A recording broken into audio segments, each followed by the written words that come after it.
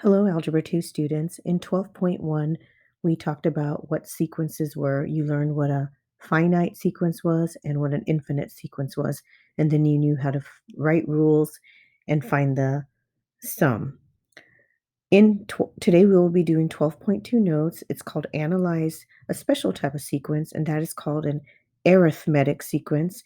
And we're going to analyze arithmetic sequences and series. An arithmetic sequence is a sequence in which the difference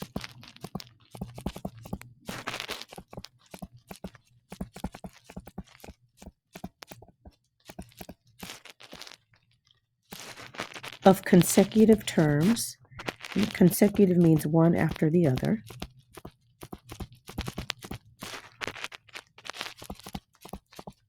is constant. So an arithmetic sequence has a constant difference. This constant difference is denoted by the letter D, and the definition of it's called a common difference. And so the common difference is the constant difference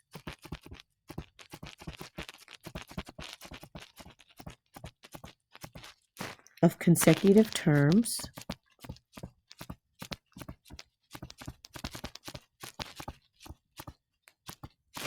of an arithmetic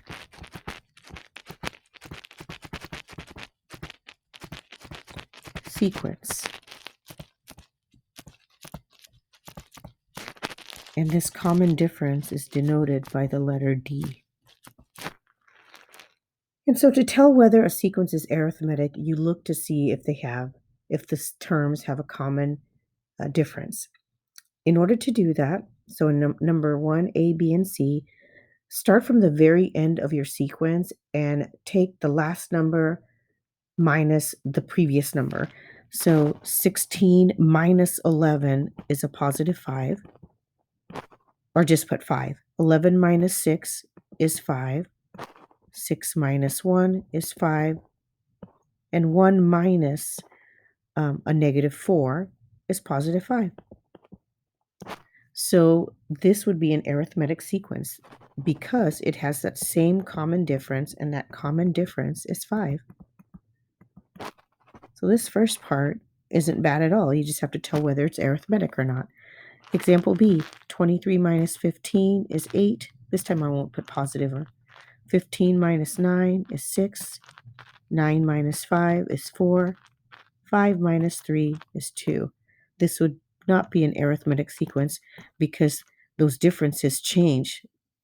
One time it was 2, one time it was 4, so on. And the last one, 5 minus 8 is negative 3. 8 minus 11 is negative 3. And don't just stop there. Make sure you do the whole sequence. 11 minus 14 is negative 3. 14 minus 17 is negative 3.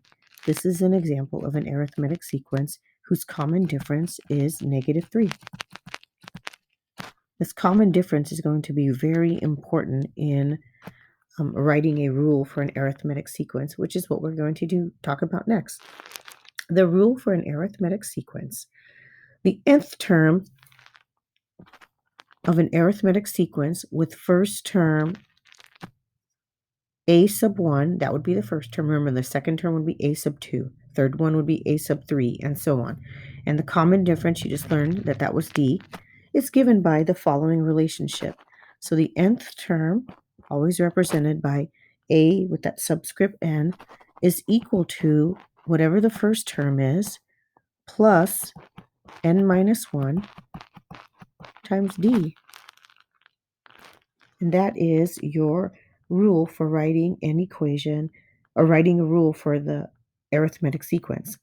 So on number 2, A and B, we are going to use that formula, write a rule for the nth term of the sequence, then find the 15th term. So the first thing we want to do is figure out what the common difference is. So 19 minus 14 is 5. 14 minus 9 is 5. 9 minus 4 is 5. So the common difference is 5. And then you want to identify the first term. That's the first term. And honestly, that's all you need, the first term and the common difference, and you can write the rule.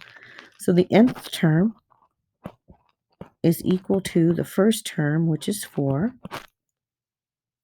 plus that n minus 1 in parentheses, times the common difference. I'm going to put the number right out there. And then you are just going to simplify the right side of the equation. So the nth term is equal to 4 plus, distribute first. So you have 5n minus 5. And so your final answer, the nth term, is equal to, you can write this two different ways. You can write the variable part first and then combine 4 minus 5 and get -1. Or you can write it like this. The nth term is equal to -1 plus 5n. You'll see it either way, and both ways are correct. Okay, second part, find the 15th term using that rule. So the 15th term, represented by a sub 15, is equal to 5 times, replace n with 15 because you're finding the 15th term, minus 1. That's 75 minus 1. The 15th term is equal to 74. And writing a rule just helps you skip so that you don't have to write. If you started at your sequence, you have 4, 9, 14, 19, and the next one, next one, next one, next one, next one, all the way until the 15th. So you can skip them and just use your rule. Okay, example B, common difference, 36 minus 44, -8, 44 minus 52, -8, 52 minus 60, -8. So D is -8. The common, or the first term, is 60. So our rule, the nth term is equal to the first term. The first term is 60 plus n minus 1 times the common difference. Okay, so working out the right side, distribute first. So -8 times n is -8n. And -8 times -1, be careful, it's a positive 8. So that would be 68 minus 8n. And I'm just going to write it one way, but the other way is the nth term is equal to -8n plus 68. Now let's find the 15th term. So it'd be 68 minus 8 times 15. Remember, you don't want to subtract 68 minus 8 first. You have to do the multiplication first. So that would be 120. So 68 minus 120, the 15th term is equal to -52. And you should know that it's going to get smaller because the numbers are getting smaller in your sequence. You started at 60 and the numbers are decreasing. So if you got a positive answer, you know you did something wrong. Okay, 3, A and B are a little more difficult. And the reason why they're difficult is the first term is not given on number 3A. The common difference is given though. Put a star by what you know, what you need. So you definitely need D, and you also need the first term to write your rule. So we need to figure out what that first term is. So we are going to use our rule. So the nth term is equal to the first term plus n minus 1 times the common difference. And then I'm going to plug in stuff that I know. Look at this. I know that the 19th term is equal to 48. So I'm going to replace the left side with a sub 9, the 9th term, is equal to the first term, which we don't know, plus, if we know the 9th term, we know n is going to be 9 at that point, minus 1 times this common, oh, I'm sorry, it should be 19. Sorry, we don't know the 9th term, we know the 19th term. So, sorry. So n would be 19 times that common difference, which is 3. Now we can, we know the 19th term is equal to 48 equals the first term plus 19 minus 1 is 18 times 3. 48 equals the first term plus 54. Subtract 54 on both sides and you can figure out what the first term is. And now we have the two pieces of information that we know that we need to write our rule. So the nth term is equal to the first term plus n minus 1 times the common difference. Yep. And so multiplying out the right side, distribute, and then just simplify. That is your answer. But the thing to remember is use the other stuff that you are given to figure out either the common difference or the first term. So on 3B is even a little, it's not tougher, but more time consuming because you don't know the first term, nor do you know the common difference. So we need to figure out what the first term is.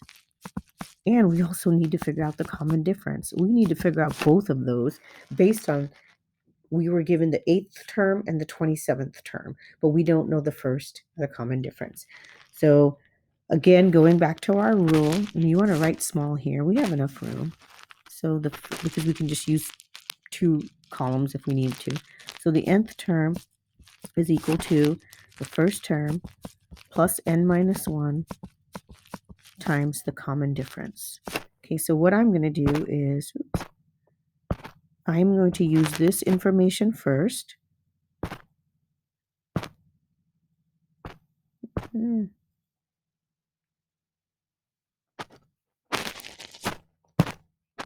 Okay, so, oh, geez. There we go. All right.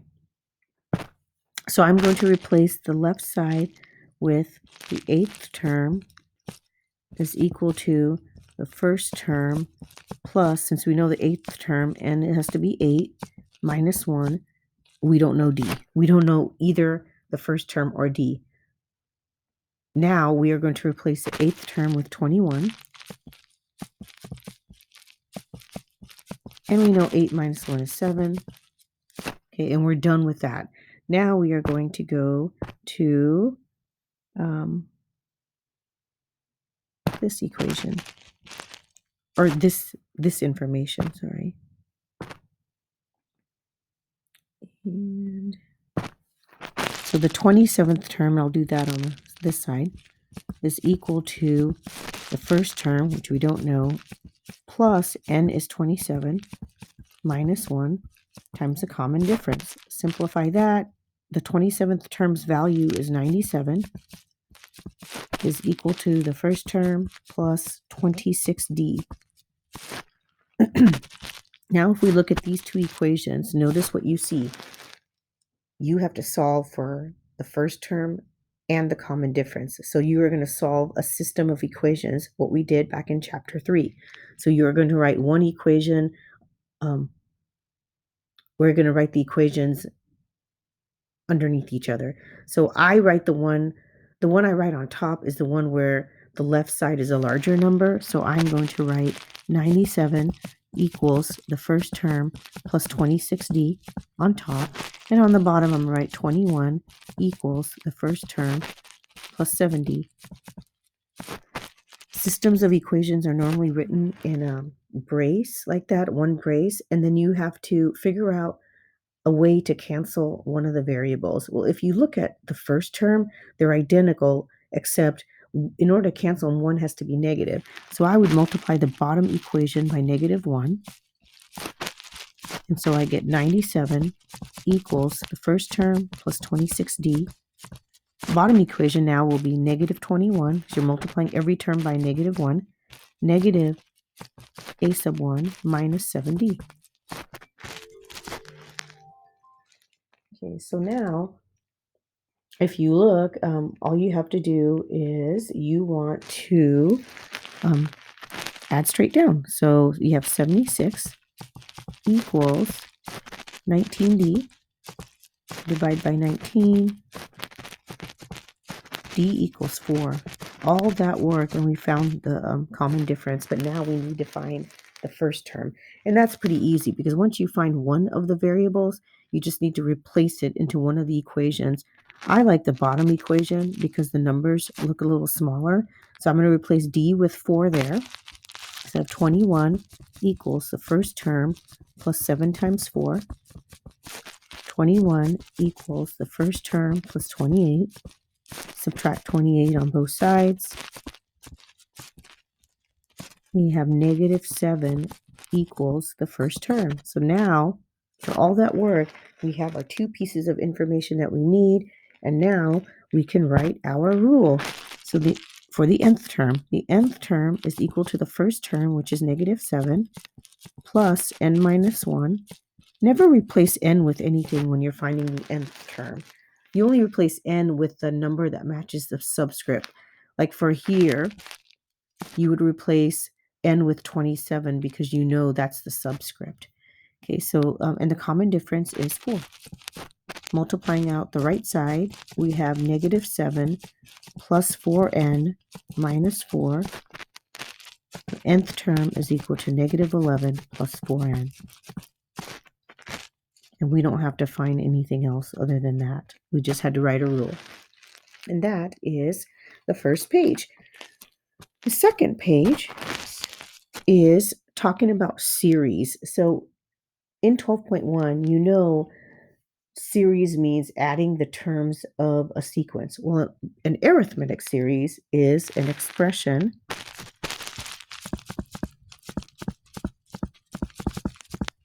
formed by adding the terms of an arithmetic sequence.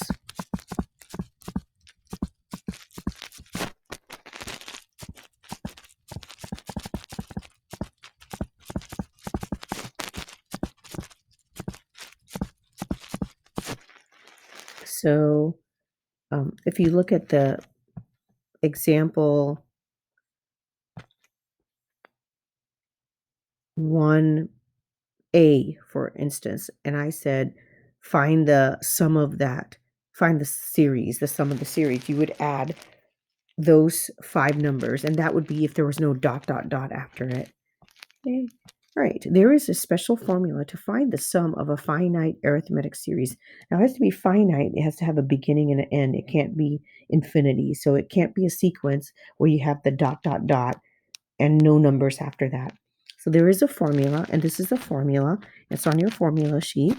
So the sum of the nth term is equal to, the sum, so that's not the sum of the nth term. The sum is equal to whatever n is times the first term plus the nth term divided by 2. You don't have to memorize this, but this is what this equation is saying. The sum, denoted by S with a subscript n, is the mean. Remember, mean is taking two numbers, adding them, and dividing by 2. And that's what you're doing in parentheses. So you're finding the mean of the first term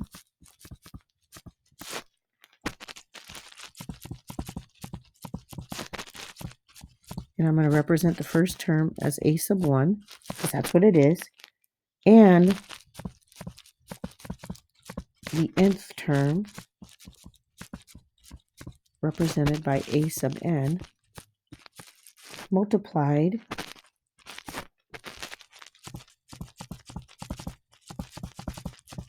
by the number of terms, which is denoted by the letter n that's in front of the parentheses. So a formula makes sense when you know what you're actually doing. And I've kind of explained in this sentence everything that you're doing. So in 4a and b, let's find the sum of each arithmetic series. So in 4a, we are going to find the sum of 3 plus 5i, where I is equal to 1 all the way up to 20. So you're adding the first 20 terms of that sequence, because it's going from 1 all the way to 20. Now, you're not going to plug in 1 and then 2, then 3. It's going to take you all day long. So there's a simpler way to do it, and that's to use a formula. So the first thing we want to do is, so we need to know, in order to use that formula, the sum of the arithmetic series, we need to identify what n is. We need to identify what the first term is. And we need to identify the last term because that's represented by the nth term. So, which is last term. All right. So we know that their n is 20. There's 20 numbers. So n equals 20. We don't know the first term, but we can easily figure that out by plugging in 1 for I. So we are going to do that first. So the first term is equal to 3 plus 5 times 1. And that is 3 plus 5, which is 8. Okay, so we know this. We know that. And now we need to find the last term. The last term is 20. So the 20th term is equal to 3 plus 5 times 20. And that is 3 plus 100. So the 20th term is 103. We have everything we know or need to find the sum. So the sum of the first 20 numbers of that particular series is going to equal n, which is 20, times the first term, which is 8, plus the last term, which is 103, all divided by 2. Now, this is easy math. And the way I would do it, if you didn't want to mess with a calculator, if you did the calculator, just do 8 plus 103, which is 111, divided by 2, and then multiplied by 20. You're going to get a decimal. I'm at this point where I do it like this.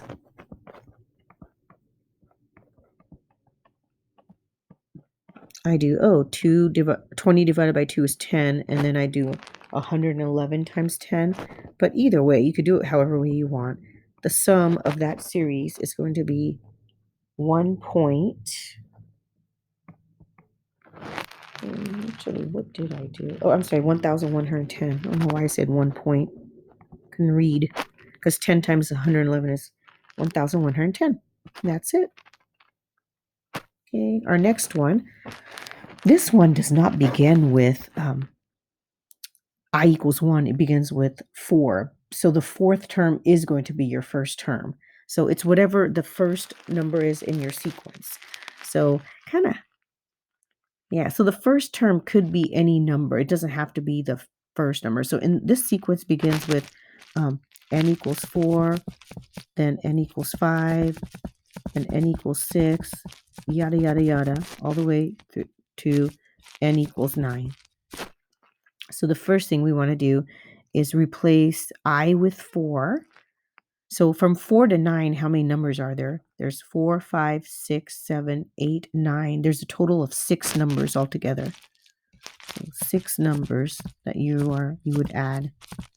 So n is 6. Students think that from 4 to 9 is 5, but you have to count 4 and you have to count 9. So 4, 5, 6, 7, 8, 9. That's 6 numbers. Okay, so to find the fourth term, well, which is going to be our first term in this sequence, 6 times 4 minus 30, which equals 24 minus 30. So the fourth term equals negative 6. Oops. Messing up. Make sure I write that a little bit nicer. But remember, that's the first term in our sequence. So if you're looking at your formula, it's going to be the same thing. Okay, put a star by it. And now let's find the last term. And the last term is, it's from 4 to 9. So the ninth term is equal to 6 times 9 minus 30.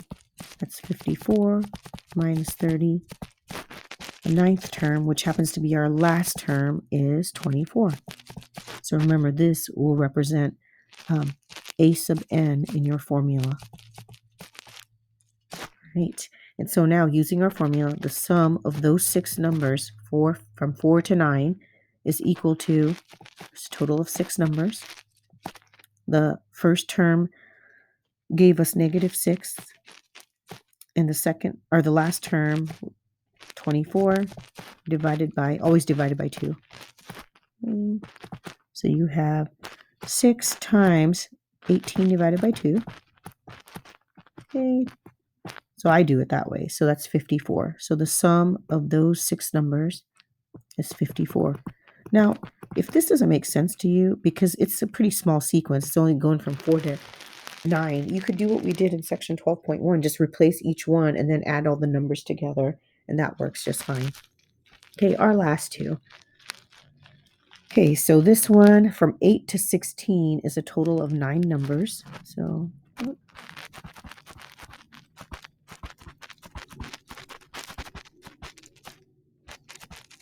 you're going to find the sum of the 9 numbers.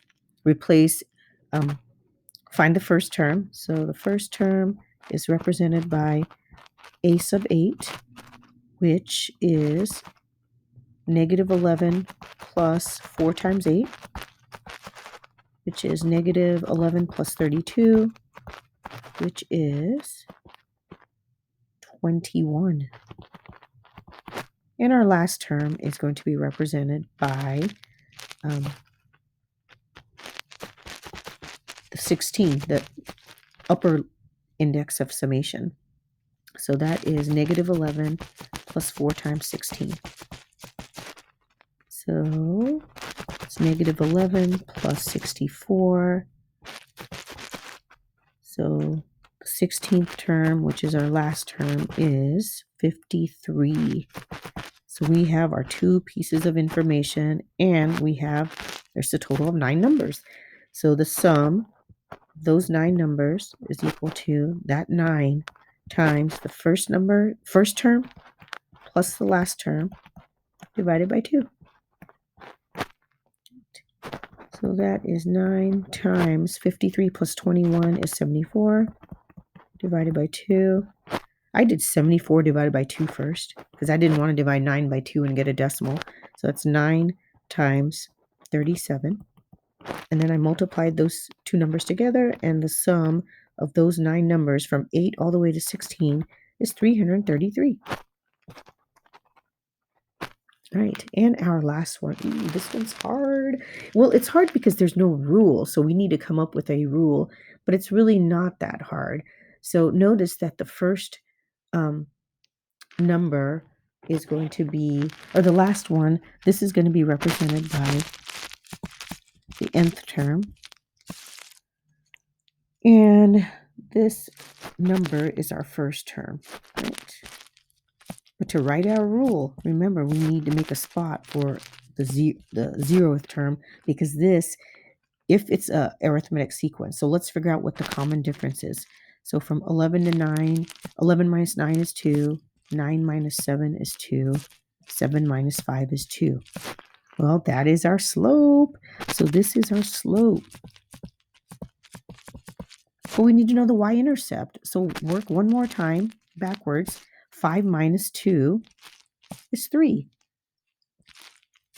So this is our y-intercept. Y-intercept. It's really not that bad. You just go 1 to the left. So we still want to we just need the y-intercept to write our rule. So this is what our problem looks like at this point. So we are going from 1 to something. So we don't know though. So we know that this is going to be n equals 1. But we don't know where that's going to be, but we know it's going to end at 203. But we know that our equation in y equals mx plus b form is 2, your slope, times n, plus the y-intercept, which happened to be 3. So that's our rule. But it's not going to be hard to find what our upper limit of summation is going to be. So what we want to do is we are going to take that equation, 2n plus 3, it has to equal 203. So you know what n is. So you know what the upper limit is going to be. Subtract 3 on both sides. 2n equals 200. Divide by 2, n equals 100. So this happens to be 100 right there. And now you have everything. Now it looks just like C. And so now you can plug in everything you know.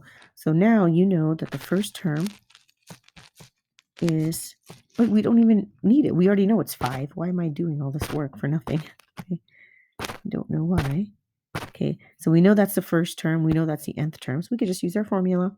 So the sum of the first 100 numbers, because 1 to 100 is 100 numbers, is equal to 100 times the first term in the sequence, the 5, 7, 9, 11 is 5. The last term in the sequence is 203 divided by 2. Okay, so that's 100 times 208 divided by 2. You could do 100 times 104, because that's what 208 divided by 2 is. And that gives you the sum of the first 100 numbers in that sequence is 10,400. And those are your notes for today. Have a great day, Algebra 2 students.